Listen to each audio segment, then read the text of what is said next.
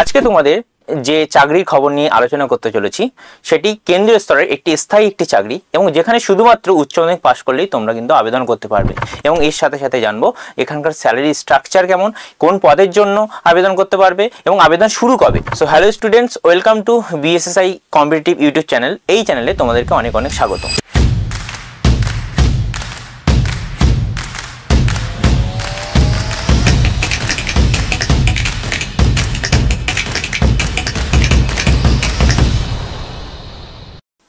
চলো শুরু করি। তো এই চাকরির ক্ষেত্রে তোমরা উচ্চ মাধ্যমিক পাশ করলেই কিন্তু আবেদন করতে পারবে এবং ছেলে মেয়ে উভয়ই আবেদন করতে পারবেন এবং এর ক্ষেত্রে কিন্তু শুধু মেয়েদের ক্ষেত্রে এটা কিন্তু খুব ভালো একটা চাকরি হতে চলেছে। দীর্ঘ 11 বছর পর এই নিয়োগ বিজ্ঞপ্তিটি প্রকাশ হলো। সর্বোপরি এই চাকরিতে নিয়োগ খুব দ্রুত হয় এবং বিজ্ঞপ্তি 6 মাসের মধ্যেই নিয়োগ হয়ে যায়। আগামী জুলাই মাসের মধ্যেই পরীক্ষা হওয়ার সম্ভাবনা রয়েছে, সুতরাং আবেদন করতে পারবে তুমিও। নেক্সট কি এই চাকরির সম্বন্ধে যদি বলি, যে চাকরি এনআইও রিক্রুটমেন্ট 2025, যেটি এনআইওর ন্যাশনাল ইনস্টিটিউট অফ ওশানোগ্রাফি, এটি council of scientific and industrial research CSIR এর অধীনস্থ একটি সংস্থা। এই সিএসআইআর ভারত সরকারের মিনিস্ট্রি অফ সায়েন্স অ্যান্ড টেকনোলজির অধীনে। এই সিএসআই এর বিভিন্ন দপ্তরে 2025 সালে কিন্তু বহু নিয়োগ বিজ্ঞপ্তি প্রকাশিত হয়েছে। এই সংস্থাটি কিন্তু হেডকোয়ার্টার কিন্তু গোয়াতে। নেক্সট কি দেখবো আমরা, গুরুত্বপূর্ণ তারিখ আবেদন শুরু 26শে মে 2025 তারিখ থেকে অলরেডি শুরু হয়ে গেছে এবং আবেদন শেষ হচ্ছে কিন্তু 24শে জুন 2025 তারিখ। লিখিত পরীক্ষা কবে হওয়ার সম্ভাবনা আছে? জুলাইয়ের ফার্স্ট উইকের মধ্যেই কিন্তু হওয়ার সম্ভাবনা আছে। তারপরে দেখবো আমরা কোন কোন পদে নিয়োগ হচ্ছে। তো জুনিয়র সেক্রেটারি অ্যাসিস্ট্যান্ট, যেখানে পোস্টের নাম টোটাল 3টে পোস্ট আছে দেখতে পাচ্ছি আমরা। Junior secretariat assistant general, junior secretariat assistant store and purchase and junior secretariat assistant finance and accountant. এছাড়াও কিন্তু জুনিয়র স্টেনোগ্রাফি আছে, যেখানে 2টো পোস্ট আছে দেখতে পাচ্ছি আমরা। পদ অনুযায়ী টোটাল শূন্যপদ দেখব, যেটা জেএসএ জেনারেল ক্ষেত্রে আমরা দেখব মোট শূন্যপদ 10, আনরিজার্ভের ক্ষেত্রে 5, ওবিসির ক্ষেত্রে কিন্তু 2, এসটিদের ক্ষেত্রে 2 আর ইডব্লিউএস এর ক্ষেত্রে কিন্তু 1। নেক্সট আমরা দেখব কিন্তু জেএসএ এস অ্যান্ড পির ক্ষেত্রে আমরা দেখব যে টোটাল 6টা শূন্যপদ আছে। আনরিজার্ভের ক্ষেত্রে 3টে, ওবিসির ক্ষেত্রে 1টা, এসটিদের ক্ষেত্রে 1টা আর ইডব্লিউএস ক্যান্ডিডেটের ক্ষেত্রে কিন্তু 1টা। তারপর জেএসএ এফ অ্যান্ড এর ক্ষেত্রে দেখব যে কি 3টে টোটাল শূন্যপদ আছে, আনরিজার্ভের ক্ষেত্রে 2টো আর ইডব্লিউএস এর ক্ষেত্রে 1টা। অন্য কিন্তু কোনো ক্যাটাগরির কোনো এখানে ভ্যাকান্সি নেই। আর স্টেনোগ্রাফির ক্ষেত্রে শুধুমাত্র দেখব টোটাল 6টা শূন্যপদ আছে, আনরিজার্ভের ক্ষেত্রে 2টো, ওবিসির ক্ষেত্রে 2টো আর এসটির জন্য 1টা, ইডব্লিউএস এর জন্য 1টা। তো কি এর বয়সসীমা যদি আমরা দেখি এবং এর বেতন কাঠামোর সাথে সাথে, তো জেএসএ ও স্টেনোগ্রাফি, জেএসএ আনরিজার্ভের ক্ষেত্রে টোটাল 28 বয়স হতে হবে। 28 বছর হলেই কিন্তু তোমরা এখানে বসতে পারবে এই চাকরিতে। এবং ওবিসিদের ক্ষেত্রে কিন্তু 3 বছরের ছাড় আছে, যেটা 31 বছরের মধ্যে হলেও তোমরা দিতে পারবে। এসসি এসটিদের ক্ষেত্রে কিন্তু 5 বছরের ছাড়, যেখানে তোমরা 33 বছরের মধ্যে হলেই দিতে পারবে।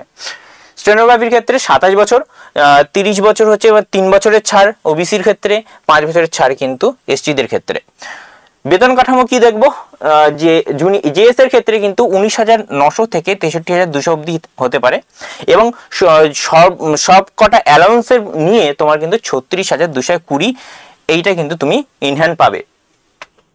আর স্টেনোগ্রাফির ক্ষেত্রে কিন্তু 25,500 থেকে 81,100 লেভেল 2 কমিশন অনুযায়ী, যেখানে তোমার 47,415 টাকা তুমি কিন্তু এখানে সব অ্যালাউন্স নিয়ে পাবে।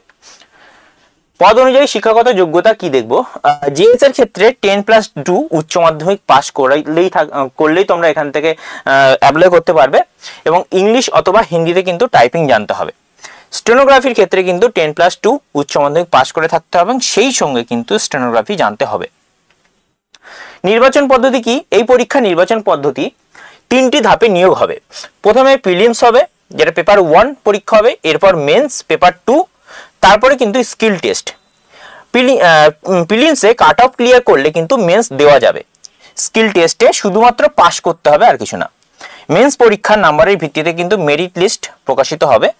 পরীক্ষা কিন্তু ওএমআর সিবিটিতে হবে, যেটি কম্পিউটার বেসড টেস্ট। প্রশ্নের ভাষা হিন্দি আর ইংলিশেই শুধুমাত্র থাকবে। প্রশ্ন উচ্চ মাধ্যমিক স্তরের হবে। তারপরে দেখবো আমরা কি পরীক্ষার পদ্ধতি। পরীক্ষার পদ্ধতি হচ্ছে যে প্রিলিমসের ক্ষেত্রে পেপার 1 এখানে তুমি টাইম 90 মিনিট সময় পাবে, এবং মেন্সের ক্ষেত্রে কিন্তু আমরা দেখতে পারবো 1 ঘন্টা, অর্থাৎ টোটাল সব মিলিয়ে কিন্তু আমরা 2 ঘন্টা 30 মিনিট টাইম পাবো। একই দিনে এক্সাম হবে। সাবজেক্ট যদি বলতে হয় মেন্টাল অ্যাবিলিটি, এই সাবজেক্টের মধ্যে আমাদের জেনারেল ইন্টেলিজেন্স পড়ছে, quantitative aptitude, reasoning, problem solving, situational aptitude, এইগুলো কিন্তু সব মেন্টাল অ্যাবিলিটির মধ্যে পড়ছে। Number of question total 100, 2 marks করে আছে, 200 মার্কস টোটাল। সাবজেক্ট মেন্সের ক্ষেত্রে সাবজেক্ট আমরা দেখব কি জেনারেল অ্যাওয়ারনেস, সেটা হচ্ছে জেনারেল অ্যাওয়ারনেস আর ইংলিশ। নাম্বার অফ কোশ্চেন্স জেনারেলের ক্ষেত্রে কিন্তু জেনারেল অ্যাওয়ারনেসের ক্ষেত্রে 50, ইংলিশের ক্ষেত্রে 50, এখানেও কিন্তু 150 মার্কের আছে, অর্থাৎ 300 মার্ক টোটাল। আর কি আছে, প্রিলিমসের পরীক্ষায় কিন্তু কোনো নেগেটিভ মার্ক নেই প্রিলিমসের ক্ষেত্রে, কিন্তু মেন্সের ক্ষেত্রে কিন্তু আছে। প্রশ্ন থাকবে কিন্তু এমসিকিউ টাইপ। নেক্সট আমরা দেখবো কি স্কিল টেস্ট। স্কিল টেস্ট করলে আমরা অর্থাৎ পরীক্ষায় যদি পাস করি তারপরে যে স্কিল টেস্ট হবে সেটা হচ্ছে English typing. Time 10 minute, 35 word per minute in computer. আর হিন্দি টাইপিং এর ক্ষেত্রে কিন্তু 30 word per minute in computer. Next দেখব কি নির্বাচন পদ্ধতি। জুনিয়র স্টেনোগ্রাফার ক্ষেত্রে 2টি ধাপে নিয়োগ হবে, লিখিত পরীক্ষা এবং স্টেনোগ্রাফি। স্কিল টেস্টে শুধুমাত্র পাস করতে হবে। লিখিত পরীক্ষার নাম্বারের ভিত্তিতে মেরিট লিস্ট প্রকাশিত হবে। পরীক্ষা ওএমআর ও কম্পিউটার বেসড টেস্ট হবে, এবং প্রশ্নের ভাষা কিন্তু হিন্দি ও ইংলিশে থাকবে, এবং প্রশ্ন কিন্তু উচ্চ মাধ্যমিক স্তরের হবে। পরীক্ষার পদ্ধতি, জুনিয়র স্টেনোগ্রাফার এর subject GI and reasoning, general awareness, English, এই 3টে সাবজেক্টের 50-50 করে থাকবে। শুধুমাত্র ইংলিশের জন্য 100। এখানে টোটাল কিন্তু 200 নাম্বার অফ কোশ্চেন্স, যেখানে ম্যাক্সিমাম মার্কস হচ্ছে তোমার সব মিলিয়ে 200। কিভাবে আবেদন করবে? অফিসিয়াল ওয়েবসাইটে খুলতে হবে, অ্যাপ্লিকেশন ফিল করবে, ডকুমেন্টস আপলোড করতে হবে, আবেদনের মূল্য জমা করতে হবে, এবং অ্যাপ্লিকেশন প্রিন্ট করতে হবে। আবেদন মূল্য আনরিজার্ভ ওবিসি ইডব্লিউএস এর ক্ষেত্রে কিন্তু 500, এসসি এসটি পিডব্লিউ ও উম্যানের ক্ষেত্রে কিন্তু নীল, কোনো টাকা লাগবে না। আবেদন করার লিঙ্ক www.nio.res.in। তো এই ছিল আজকে আমাদের সম্পূর্ণ বিস্তারিত তথ্য। তো আবেদন করার লিঙ্ক আমি ডেসক্রিপশনে দিয়ে দেবো। যদি এই রিলেটেড কোনো কনফিউশন থাকে অবশ্যই কমেন্ট সেকশনে গিয়ে কমেন্ট করতে পারো, আমি নিজে গিয়ে রিপ্লাই দিয়ে দেবো। Thank you.